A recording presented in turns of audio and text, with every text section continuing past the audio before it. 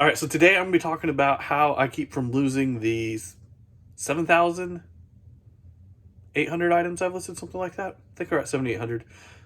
And a couple of different things I do. Right now, we're going to be talking about is my numerical system, which I've switched a lot of my items over to recently. I haven't switched the old items over, just the new stuff that I'm listing. A lot of it's going in this new system. We'll talk about that a little more at the storage unit, kind of the two different ways I store things, but I'm loving putting stuff in this new numerical system. I put just about 15, actually just over 1,500 items into this new system, and it's definitely the way to go. I just finished photographing this shirt, and now I'm going to show you the process of putting it away. So let's take a look.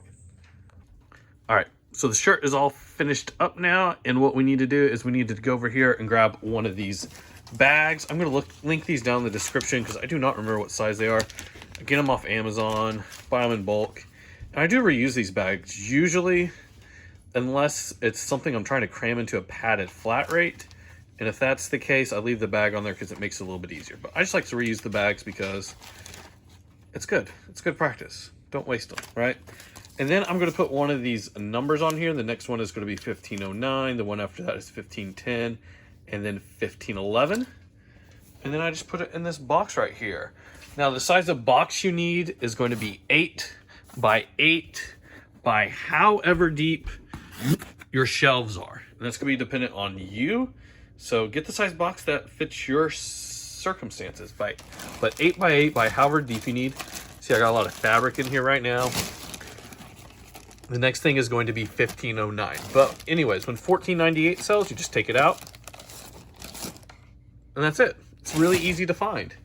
You don't have to kind of shuffle through things. These will always stay in order. Also, when 1499 sells, nothing else will ever get to this number again. You're not going to come in and label something else that. You'll just kind of scoot these all forward, and as needed, kind of combine this box with another box.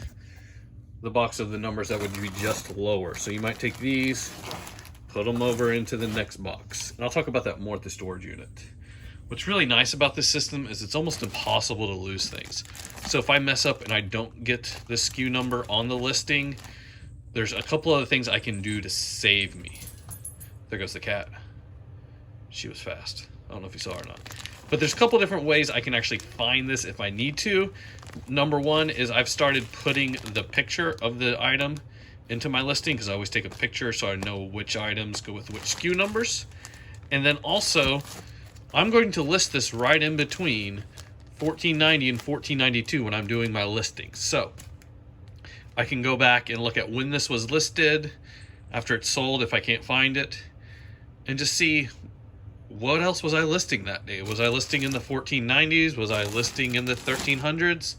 And I can find it that way. So that's a really nice thing I like about this, is it's basically date-based, and you can't really lose things, and it's super fast to find them. But let's jump to the storage unit, and I'll give you a peek of it actually in everything, where everything is all together. So let's go there.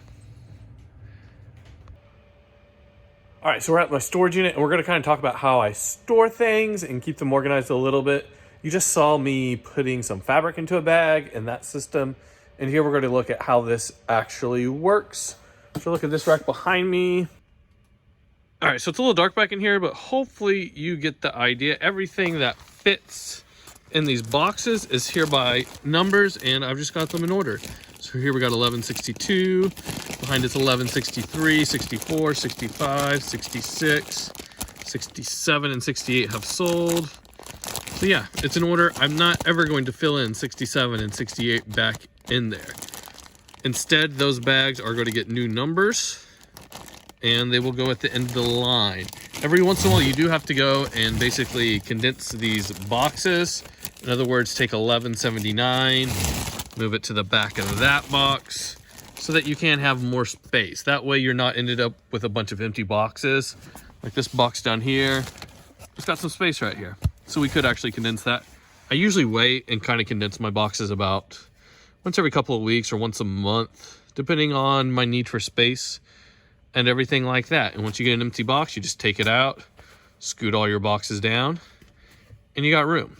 So anything that fits in these boxes and in these bags really well I put into this system.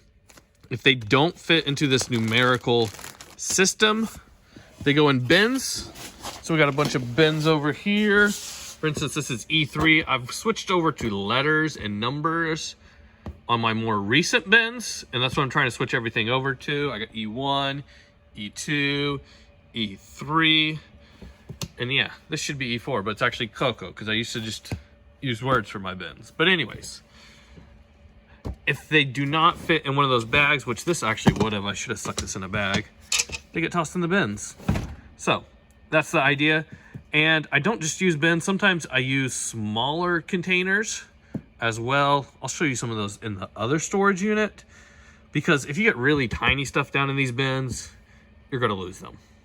So, but it's still the same idea. It's just a bin, but smaller. And those are really the two ways I keep things organized, either in bags in this sequential system or in some sort of bin. So yeah, putting this number or the bin label into the custom SKU so that I can find it. All right, so here, okay, here's something I use in my other storage unit just for smaller things. This side pretty much all has G.I. Joes right now because you don't want to like go through a tote and find them. This other side's got small Ford parts, pins, lots of different things. But you don't have to have just one thing in these. You see over here, there's like 5 or 6 pins in this P127.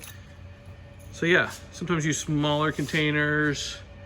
We've even got like over here, A5. It's just this little black crate that fits on the shelf there. Same thing, A9, it's a smaller tote. A12, smaller tote. So yeah, something to keep in mind. So that's how I keep everything organized, and I can find things. It's either in a bin or box with a custom SKU on it, and I just find it in there.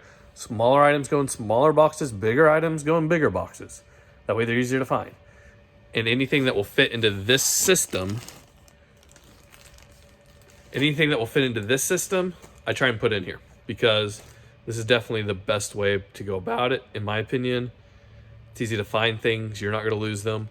Also, when you're pulling items, you can, on the eBay website, not on the app, but on the website, you can sort by custom SKU, and all your things will be in order. So you don't have to like go around finding 385, then 482, then 122, then 1056. They can be in order and you can find them pretty quickly. So yeah, I think that's all I want to talk about. But thank you guys so much for watching. Subscribe, and I'll see you next time. Goodbye.